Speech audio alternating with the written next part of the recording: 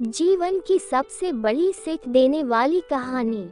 एक समय की बात है, एक जंगल में सेब का एक बड़ा पेड़ था। एक बच्चा रोज उस पेड़ पर खेलने आया करता था। वह कभी पेड़ की डाली से लटकता, कभी फल तोड़ता, कभी उछल कूद करता था। सेब का पेड़ भी उस बच्चे से काफी खुश रहता था। कई साल इस तरह बीत गए।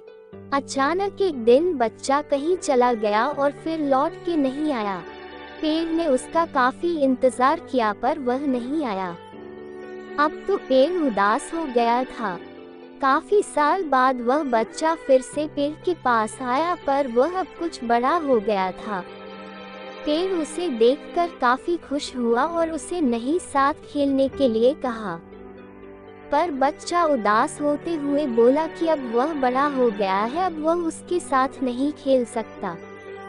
बच्चा बोला कि अब मुझे खिलौने से खेलना अच्छा लगता है, पर मेरे पास खिलौने खरीदने के लिए पैसे नहीं है।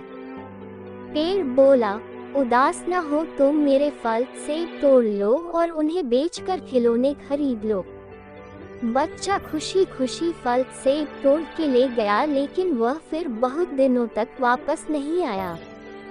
पेड़ बहुत दुखी हुआ। अचानक बहुत दिनों बाद बच्चा, जो अब जवान हो गया था, वापस आया। पेड़ बहुत खुश हुआ और उसे अपने साथ खेलने के लिए कहा, पर लड़के ने कहा कि वह पेड़ के साथ नहीं खेल सकता, अब मुझे कुछ पैसे चाहिए क्योंकि मुझे अपने बच्चों के लिए घर बनाना है। पेड़ बोला, मेरी शाखाएं बहुत मजबूत हैं, तुम इन्हें काट कर ले जाओ और अपना घर बना लो। अब लड़के ने खुशी खुशी सारी शाखाएं काट डाली और लेकर चला गया। उस समय पेड़ उसे देखकर बहुत खुश हुआ, लेकिन वह फिर कभी वापस नहीं आया और फिर से वह पेड़ अकेला और उदास हो गया था। अंत में वह काफी दिनों बाद थका हुआ वहां आया। तभी पेड़ उदास होते हुए बोला कि अब मेरे पास ना फल है और ना ही लकड़ी, अब मैं तुम्हारी मदद भी नहीं कर सकता। बूढ़ा बोला कि अब उसे कोई सहायता नहीं चाहिए, बस एक जगह चाहिए जहां वह बाकी जिंदगी आराम से गुजार सके। पेड़ ने उस अपनी जड़ों में पनाह दी और बूढ़ा हमेशा वही रहने चाहिए। यही कहानी आज हम सब की भी है। मित्रों, इसी पेड़ की तरह हमारे माता पिता भी होते हैं। जब हम छोटे होते हैं तो उनके साथ खेलकर बड़े होते हैं और बड़े होकर उन्हें छोड़कर चले जाते हैं और तभी वापस आते हैं जब हमें कोई ज़रूरत होती है।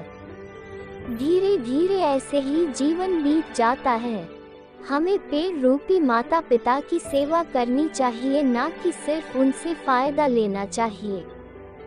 इस कहानी में हमें दिखाई देता है कि उस पेड़ के लिए वह बच्चा बहुत महत्वपूर्ण था और वह बच्चा बार बार जरूरत के अनुसार उस सेब के पेड़ का उपयोग करता था, ये सब जानते हुए भी कि वह उसका केवल उपयोग ही कर रहा है।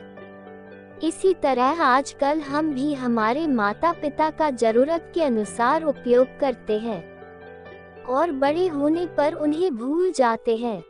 हमें हमेशा हमारे माता पिता की सेवा करनी चाहिए, उनका सम्मान करना चाहिए और हमेशा, भले ही हम कितने भी व्यस्त क्यों ना हो, उनके लिए थोड़ा समय तो भी निकलते रहना चाहिए।